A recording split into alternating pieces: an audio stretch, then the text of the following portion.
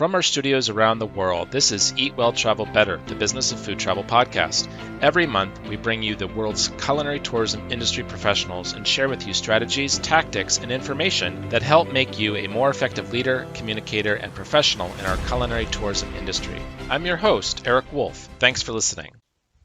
Welcome to episode 54. Today, we will be speaking with Anna Roche.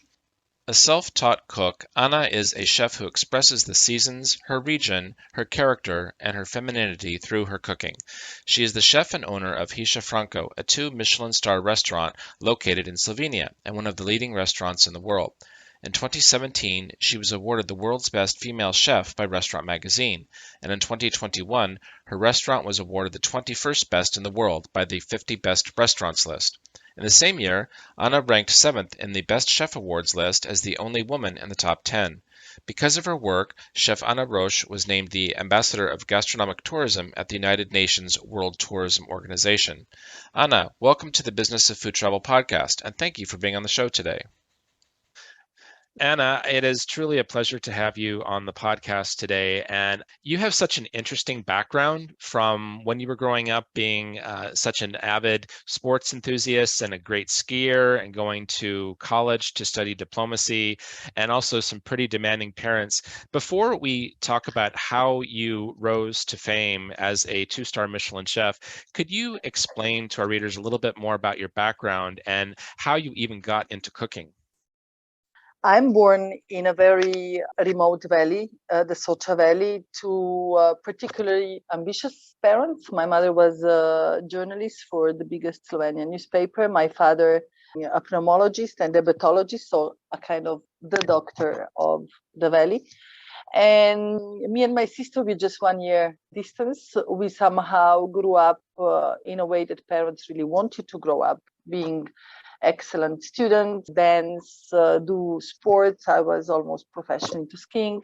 But then when I finished high school, I would say the first crossroad happened because I wanted to study dance in Paris, and I got injured, and finally I needed to find a quick solution to what is little Anna gonna become. I never was dreaming of course, becoming a cook or a chef. So I decided to study diplomacy, and everybody was happy with that. We have diplomats in the family. I studied in Italy, and after I graduated, that's the second crossroad. I met a guy that I knew since all my life because the valley is so small, Walter. They had this small restaurant in Slovenian countryside. Well, that was one of the big surprises of my life, because instead of going to Brussels to take over the professional diplomatic career, I actually decided to stay and start working in hospitality because I was pretty madly in love. That's very typical woman, I would say. After a few years of working mostly in the service, helping out Walter's parents into managing the restaurant, which was very simple at the time, I got pregnant, and then I somehow understood that the only way the place can start growing is if somebody with a strong philosophy takes over the kitchen. So this is, of course, a big disappointment for my parents, who were dreaming of having a daughter, a famous diplomat somewhere around the world, and instead she stays in the valley and closes herself to the kitchen. But this is exactly what has happened. My father didn't talk to me for like 6 months. My mother is still a little bit angry with me, maybe, but I thought that somebody needs to do it, and that was me, because that was the only way the place can also survive.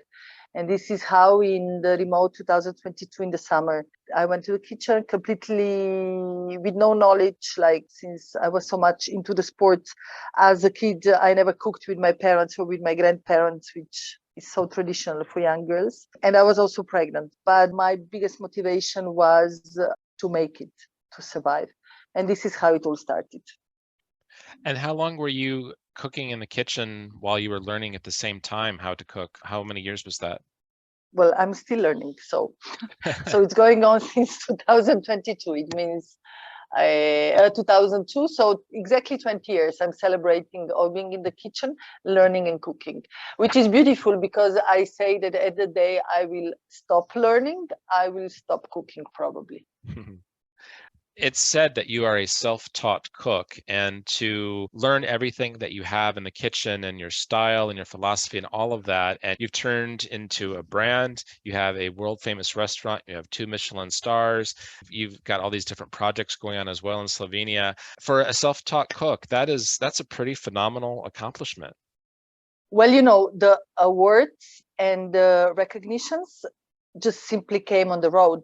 I still think that my focus is not an award.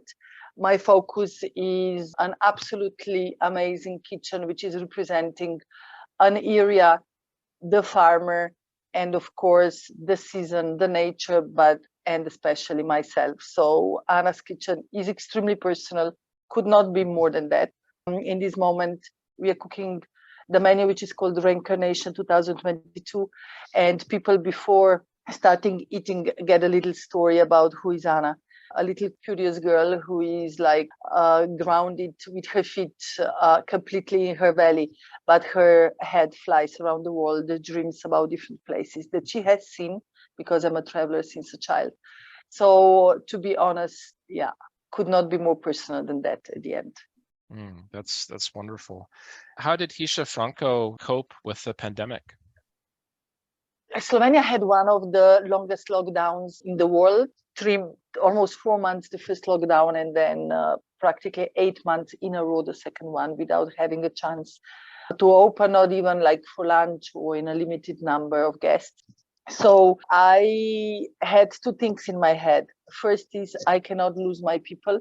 I'm talking about the 45 young, curious people who come around the world. They are completely loyal and dedicated to my work, to my dream. And the second one was that my partners need to survive, and that is the farmers, because the lockdown didn't only close the restaurants down, schools or kindergartens, but it also completely destroyed the food chain. And you realize it when you see your first partners, that is the farmers, throwing away like thousands of liters of milk, fresh cottage cheese, sour milk, tomatoes, because they have no one to sell it to. So we started a project that is so many win projects, because my team remained creative, and we actually earned some money with it, and we saved farmers. Plus, we brought amazing Slovenian food to every Slovenian home. So we did creative workshops in my team. We analyzed the products that were remaining in the farms.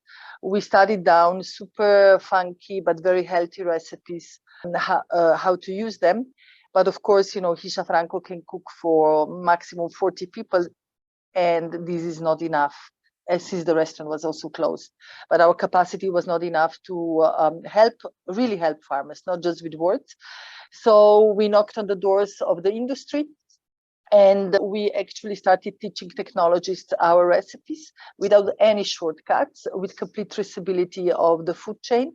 And today we have on the market already more than 60 products. We're just opening the shop in the center of Ljubljana. 60 products that were super sold. Like, they are not cheap because we never negotiate with farmers, and the cottage cheese is the real cottage cheese. So I think in a little Slovenia of 2 million people, we sold something like more than 500,000 products in the first month. There is like a product that is a jar of tomato sauce that is made by actually the handicapped people, but it's a third-class tomato that the farmer cannot sell. There is a cottage cheese gnocchi with roasted poppy seed and tarragon, for instance, that has burned out all the remaining cottage cheese in Slovenia, ricotta, so much that we had to limit the production of gnocchi. And I say that this story connected the team even more together.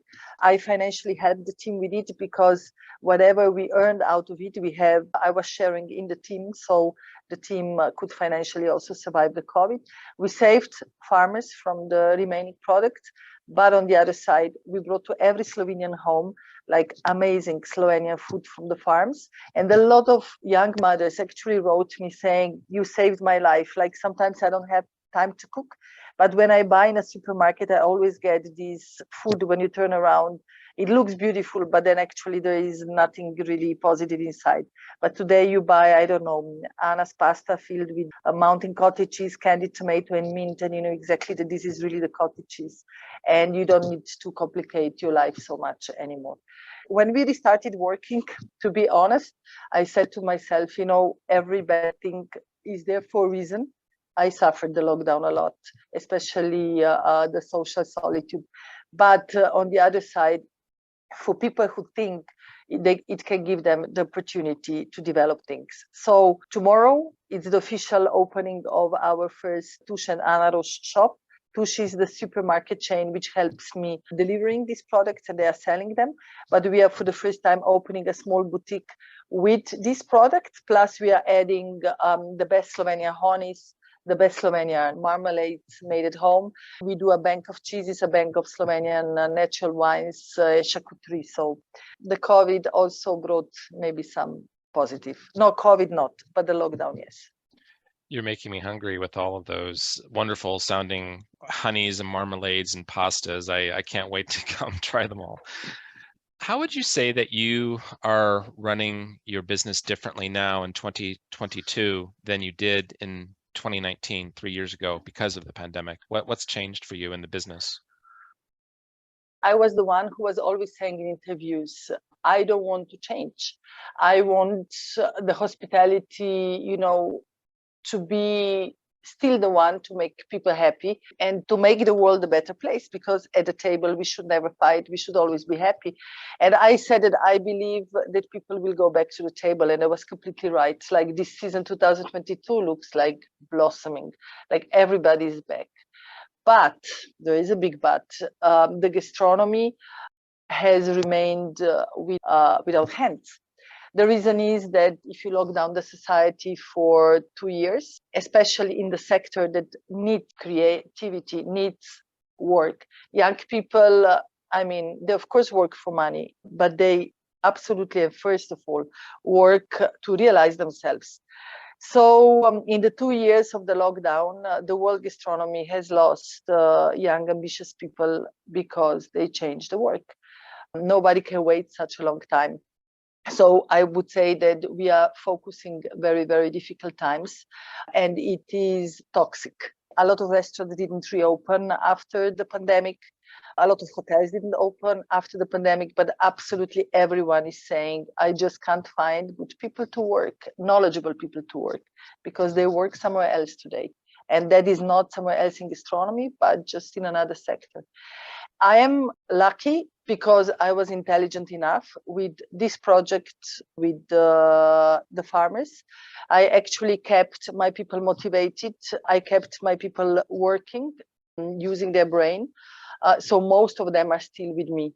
Like there is always like a change of 20% of the team, of course, every year, but it didn't change. Actually, some people came back. Some tried to have more experience in Copenhagen, and all three of them actually got back to Hisha, and I was really proud about that.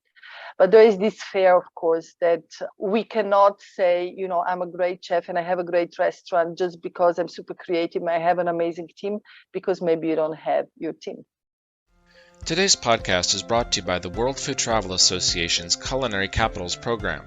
Did you know that 72% of travelers choose a destination based on its food and drink?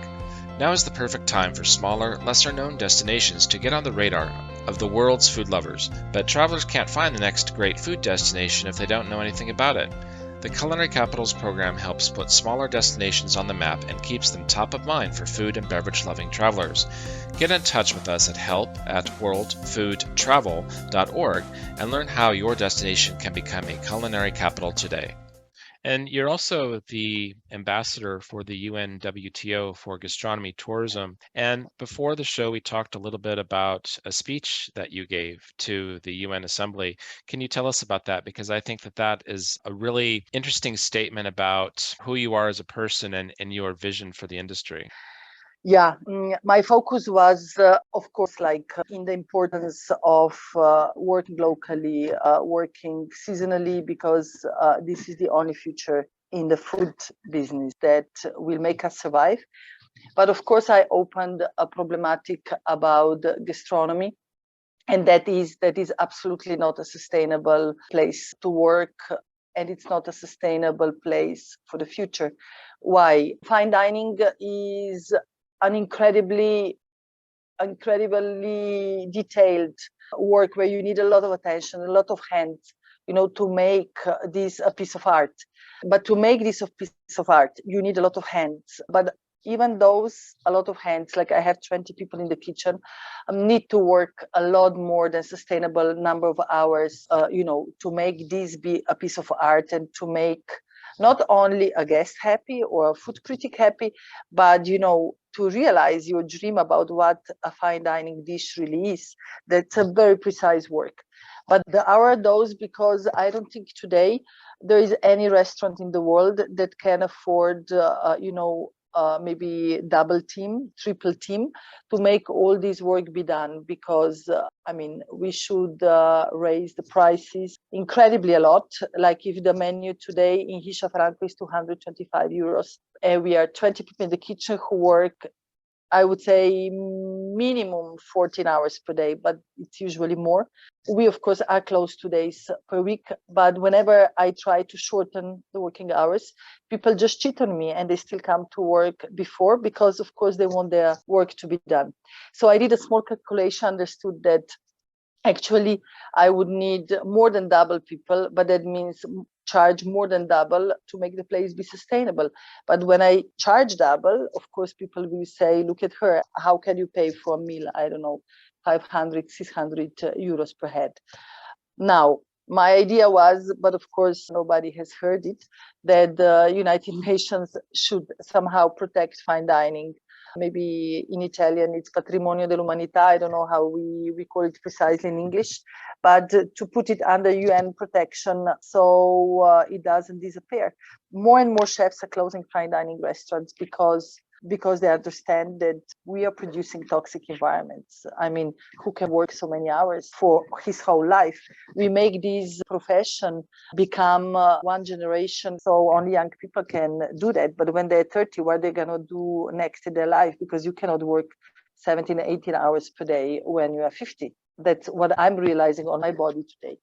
Because and more chefs are opening rather bistros than fine dining restaurants, where the expectation and the work that is implemented in the dishes is, of course, easier, simpler, and that means less hours. But isn't it a pity to kill something so beautiful, which is fine dining? Sometimes people, when they eat in Hisha Franco, they say that, Jesus, this is like being in an art gallery. That's the beauty of fine dining. But if somebody is not going to do something, I think the new generations will just read in the books about it. That would truly be sad, but you're right. It is a very hard task to be working so many hours in the kitchen. And I think also there's an extra demand on you as a Michelin star chef, or 2 Michelin stars. But you also were saying something about how there was another Michelin chef who was working so hard to get an extra half a point, and it was just too much stress, and he gave up. But I think your approach is a little different. The stars have come to you, but you're not obsessed with it, I think, like some Michelin star chefs are. And I know that you're very grateful for it. But at the same time, you're just doing your thing, whereas other people it causes them the stress. So what would you say to chefs who are aspiring like that, who want to be truly, truly great? Well, I honestly think that, first of all, I cook to realize a dream. Your dream shouldn't be an award, shouldn't be 3 Michelin star restaurant. Your dream should be a restaurant full of happy guests, but the restaurant should especially realize yourself. So follow your dream and do what you truly believe that will represent you. And then everything will happen automatically. But I think it's very wrong to say that in this year, Hisha Franco is going to completely change the concept because we won the 3rd star. And because if today the approach that we have, valuable 2 stars for the 3 stars, I don't know, we have to include inside the foie gras and the caviar and I don't know, lobster and king crab. But I go against my philosophy. So what is right, what is wrong? I got from 0 directly 2 stars for exactly the work that I'm doing. If there is a small correction, which is not compromising your philosophy needed, of course you have to do it. Like this year in Hisha Franco, and I'm not talking, I'm just giving us as an example. I'm absolutely not saying that I'm absolutely right.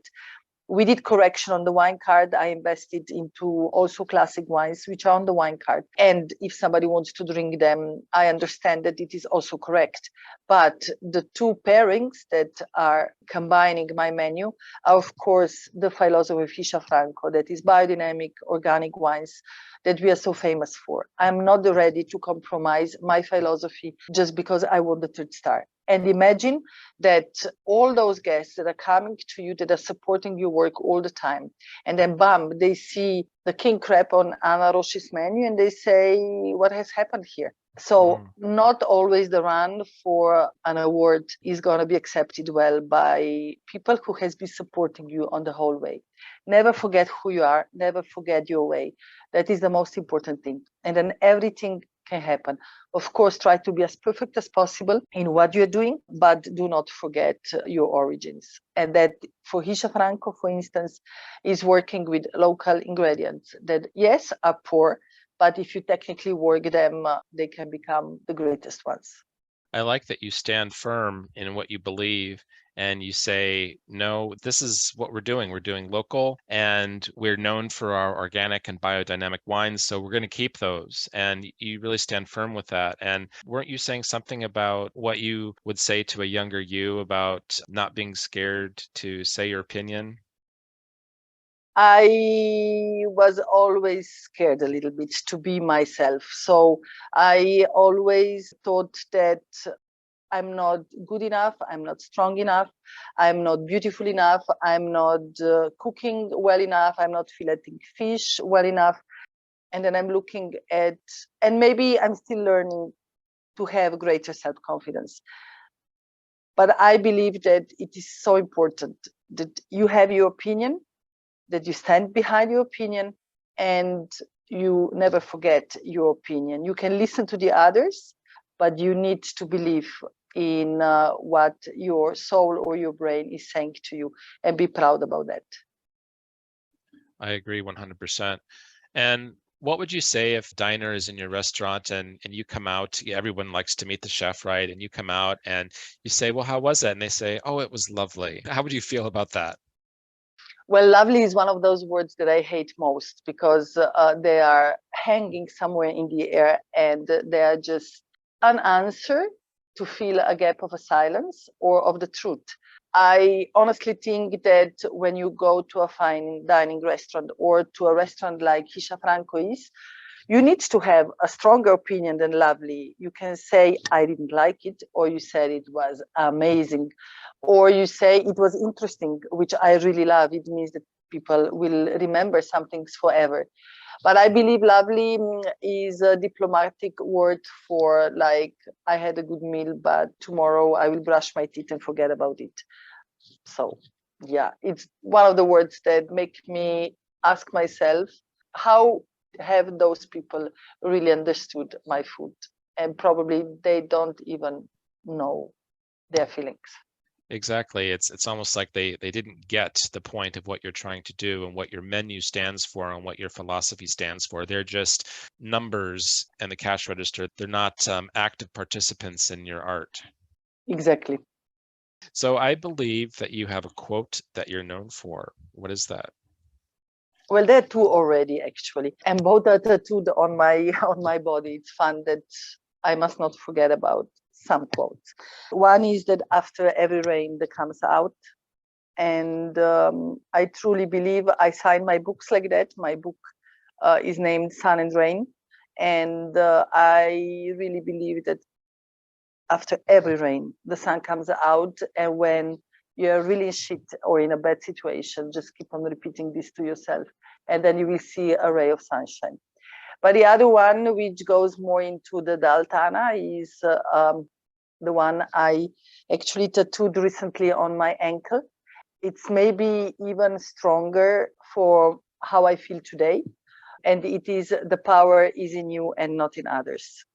When everything is going wrong, the biggest problem for me in my life, I'm talking about me, is not trusting people enough, because a lot of people have let me down. So when people let you down, it's very difficult to go over it, especially people you really depend on, because we depend on people, not only private life, but also at work.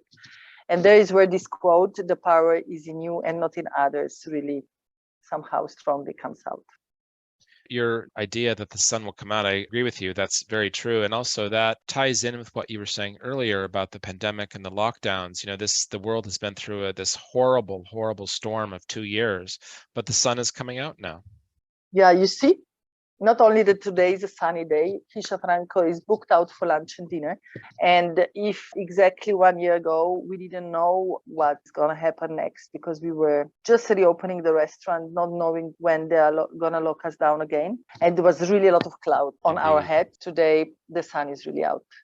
That's a beautiful thought. And I think you get some of your inspiration from reading. I know that you love to read, but do you have much time to read these days? Well, there is always time to read, Years ago, I was capable of reading a book per day, and really a book per day. I was like eating books, but I was doing it during the night to relax after hard work and so on. Always found time for it. Always had books, like shelves of books in the bag, book in the traveling bag, 2 books for the 12-hour flight. But you need to be rested in your mind when you read, especially when you read very good literature. I have very tough period to be relaxed in my head. Recently is like in the last years.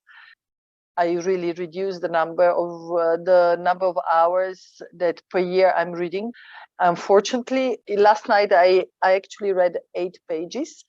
But at 3 a.m, I woke up because I was sleeping with my book on my chest, and the light was on, and I don't really remember what I read. But I'm a book addicted person. I'm actually writing myself the second book in this moment. I believe reading is something really beautiful. I love to read too, but you do something that I have not yet done, which is reading in another language. And I really respect that. I speak a few languages also, but your command of English is outstanding. I know that you speak probably Italian from the time you were in Italy as well. Yeah, I speak English, French, Italian, Spanish, and then some German and Slovenian and Croatian. That's amazing. And you're reading La Ombra del Viento in Spanish, is that right? See, I'm reading La Sombra del Viento in Spanish because when you are capable of, I think it is the most respectful and the most beautiful to read the book in its original language, because you get those beautiful details of the narrative that sometimes it is lost in translation. That's very true. A lot of things get lost in translation, unfortunately. Well, speaking of languages and travel and translation, I'm sure you must have a favorite memory of food while traveling. There is a lot. I mean, traveling is beautiful, especially about the food. There was one country that everybody thinks is the most beautiful country in the world, and I hated it because the food was so awful. I just hated it.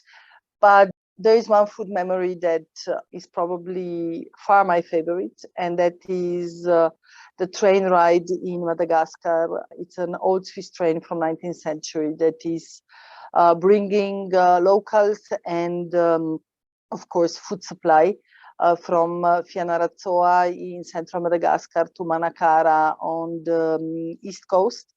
It's only 120 kilometers, but the train needs, I would say, from 20 to 30 hours, depending how many hours they stop on every station. And of course, it's very, very slow, and it breaks down every second day. It is the only connection in this area. There is no road. Actually, there is a kind of the exchange of goods on every station.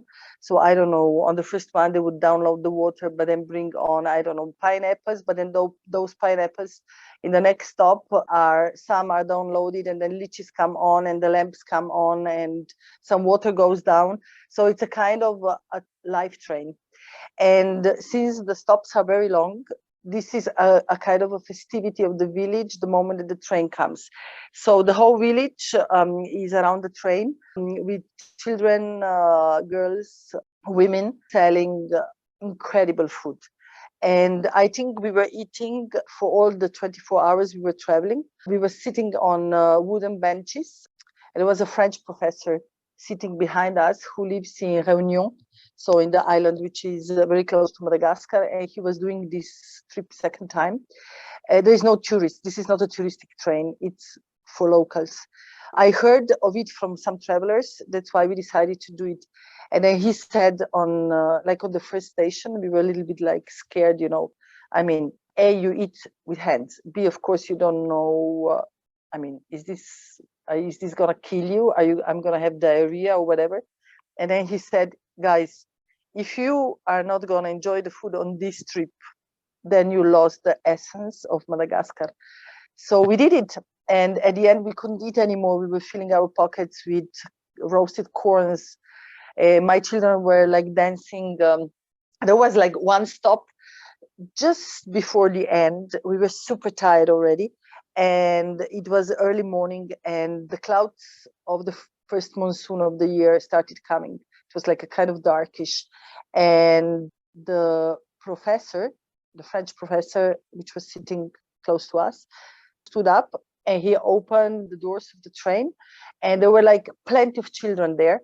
And he started singing one of those songs that were very popular in this time. And all children knew it. And I was like, how do these children, without electricity, water, know this song? And they started dancing, and then my children started dancing with them.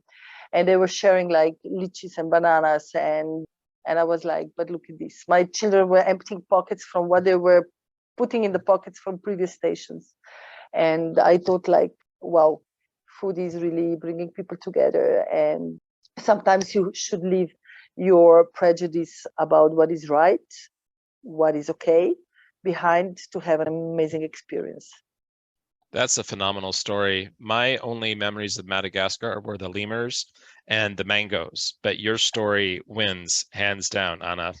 That's a great story.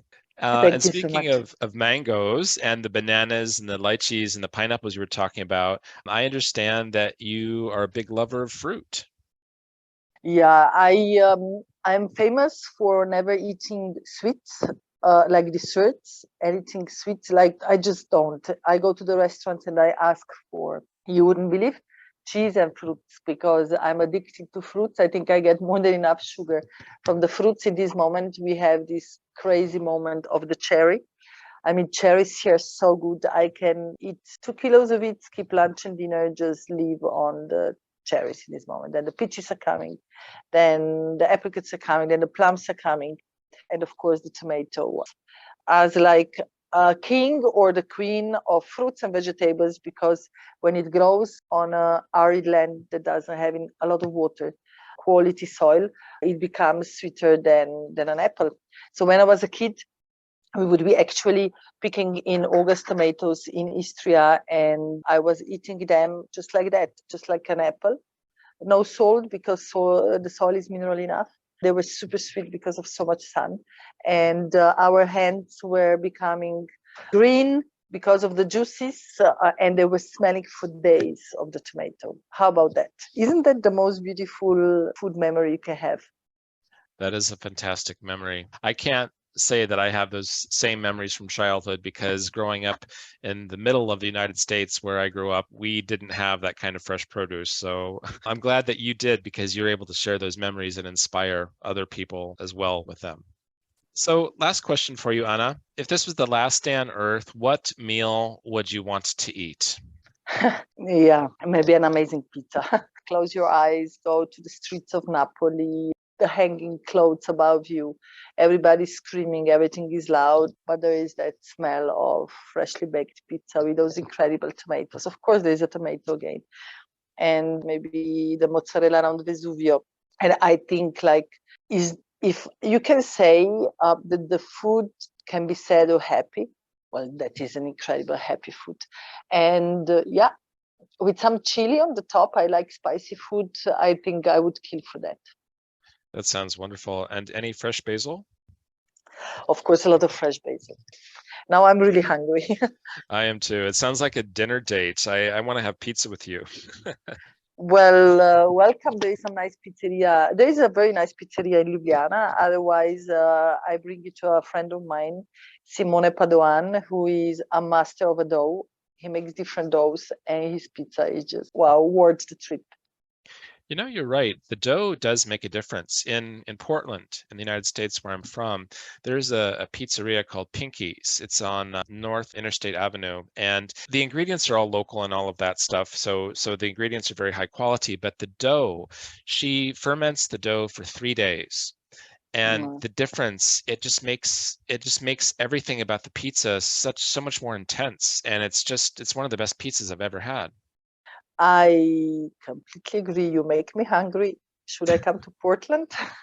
No, but the truth is, people say, and I'm not going to be judgy now, but with all these modern diets, I'm not talking about people who are sick, because here my nephew is a celiac. So, I mean, one thing is when you're sick, but the other thing, when you go on these crazy diets, not understanding that, we need carbohydrates. And an amazing pizza, which is long fermented, which an amazing bread with a long fermentation. I mean, it keeps you light. The diets today should be more balanced than ever. We are somehow working less hardly, less physically. Our brain, which needs sugar, works a lot more than 100 years ago. So we should readapt by not avoiding food, but eating food that is processed in a different way, as this actually incredible pizza that we were talking about from Portland, 3 days fermentation. Well, Anna, you're an amazing woman. You've inspired me with wonderful stories of food from your region. I want to eat in your restaurant. I want to try the tomatoes from Istria and the cherries from Brda. And I'll obviously share a pizza with you as well. You have wonderful stories. I think the fact that you stand for what you believe in, you inspire others, you inspire our industry. And I'd just like to thank you for everything that you do. Well, thank you so much for the invitation. And I would say goodbye and welcome to Slovenia when the cherries are growing, where the peaches are growing, when we are picking the tomatoes, or harvesting the chestnut. Welcome. And to try some of those wonderful Slovenian wines as well. Ooh, that is dangerous. Then you never leave, So oh dear. I think, there is also some interesting brandies to finish the meal. Oh goodness. Well, it sounds like Slovenia is my next holiday destination. Or maybe life destination, you never know. It's confirmed. Thank you again, Anna, for everything that you do. You're welcome, and a big hug to everyone to stay. Thank you. That's it for this episode of the Eat Well, Travel Better podcast. This episode is brought to you by the World Food Travel Association and its Culinary Capitals program. Did you know that 72% of travelers choose a destination based on its food and drink? Now is the perfect time for smaller, lesser-known destinations to get on the radar of the world's food lovers. But travelers can't find the next great food destination if they don't know anything about it. The Culinary Capitals program helps put smaller destinations on the map and keeps them top of mind for food and beverage-loving travelers. Get in touch with us at help@worldfoodtravel.org and learn how your destination can become a culinary capital today. We'd like to hear from you regarding the podcast. We invite you to share your ideas, questions, and thoughts by emailing us at help@worldfoodtravel.org, or you can connect with us and comment about the episode on major social media platforms. Special thanks to our guest, Anna Roche, and our thanks to you for joining us. I'm Eric Wolf, wishing you a safe, happy, and productive month ahead.